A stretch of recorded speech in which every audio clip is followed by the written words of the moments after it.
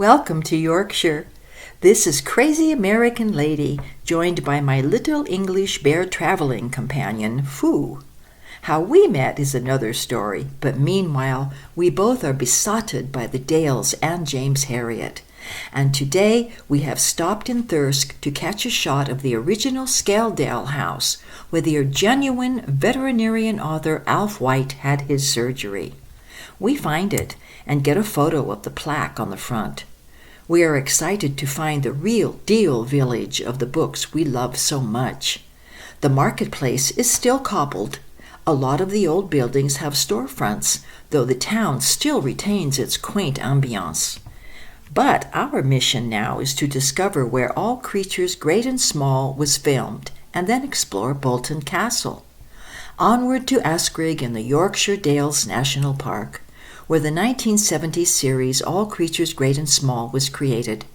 Thirsk is flattish, moors not dales. Slowly the landscape changes into dales, a rock wall here and there, then it explodes into the fabled Yorkshire. It is easy to imagine Dr. James Herriot driving the roads and tracks in his ratty old car, stopping to open gates and getting covered in slop and mud. We find Askrigg and look for lodging.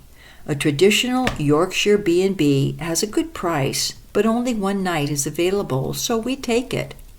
Our first hosts at Milton House have lived in this tiny hamlet all their lives. They sound like the characters in All Creatures Great and Small. Oh, I buy eck! Like everywhere else in England, paths abound. Fooh tucks into my backpack and snoozes, while I walk in the Dales mist to look at houses and trek the fields. It is late in the day and so wet I resist walking down to the River Ure as it beckons from the bottom of the valley. North of Askrigg, behind me, is Swaledale, and across from the river in front of me rises Wensleydale. The old Nordic name for Wensleydale is Yoredale, after this historic river.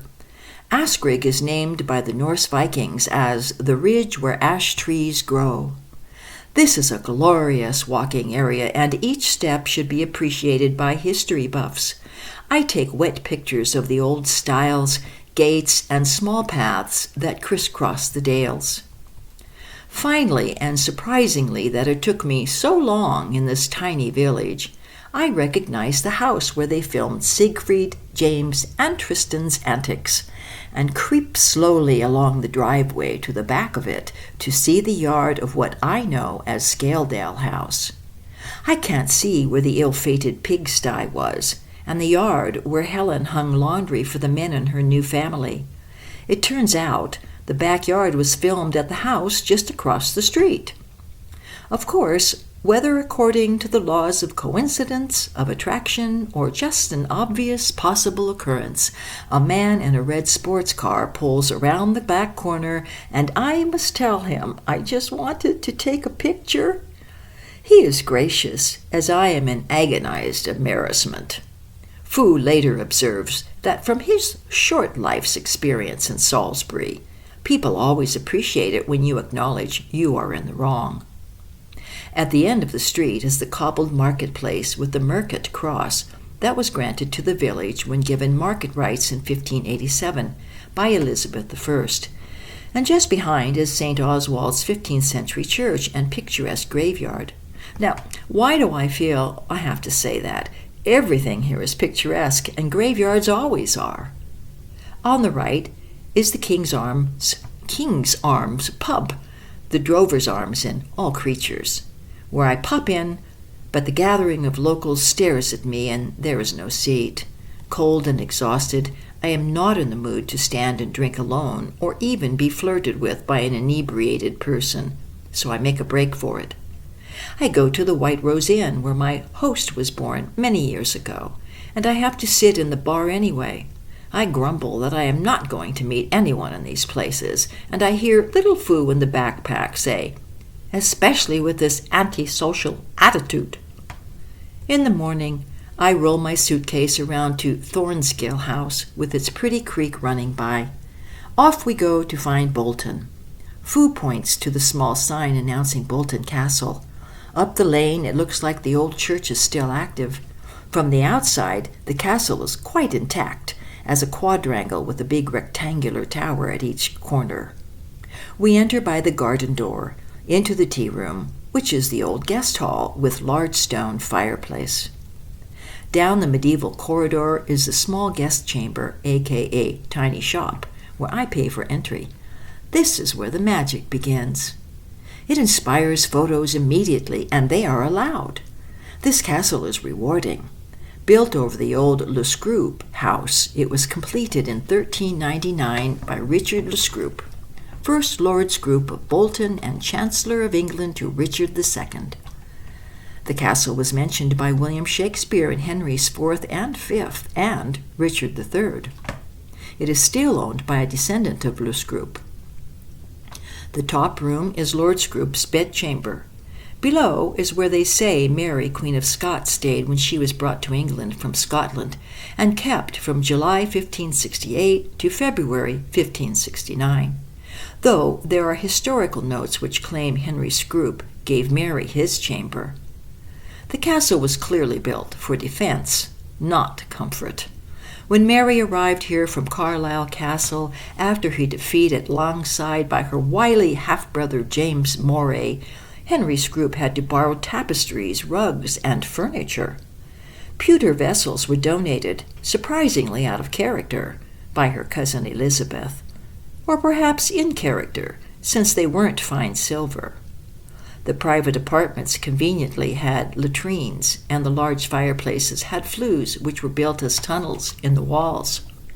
During this time, Mary was unable to prove that her half-brother and friends had attacked her and forged traitorous letters.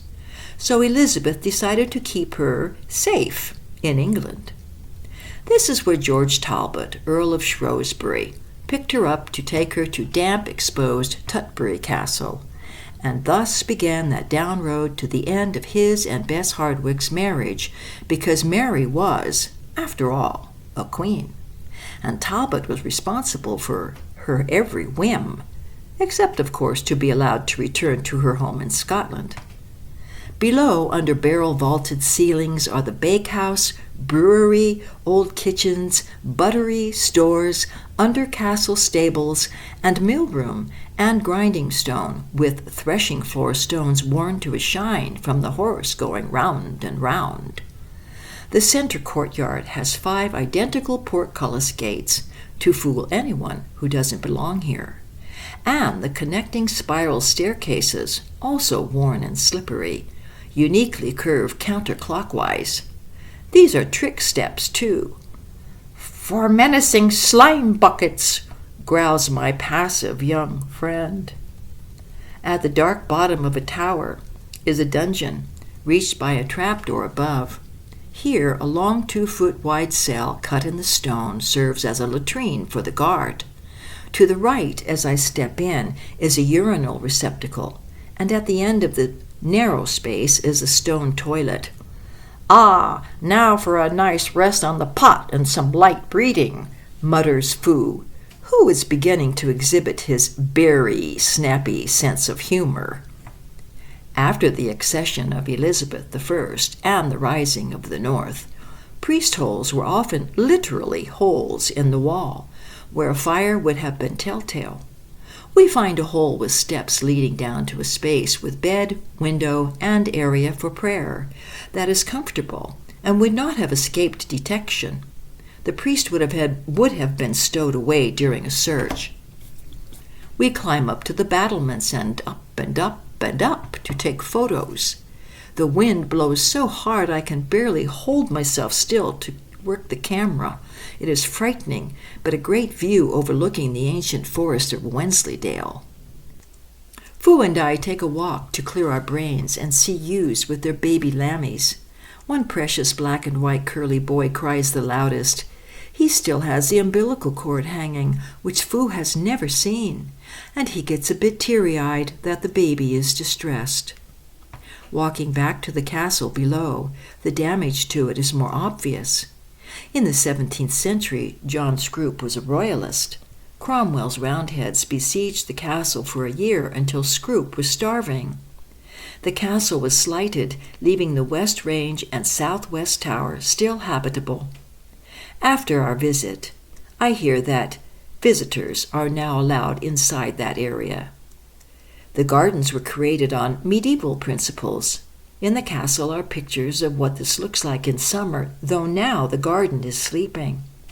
What is out in the fields now are lots of daffodils, and Fooh is wondering how whales grabbed them first as their national flower. Goodbye to the castle. The settlement of Castle Bolton is a circle of old houses. It all feels and looks like it must have 500 years ago, and a donkey poses for us in his little dry rock pen.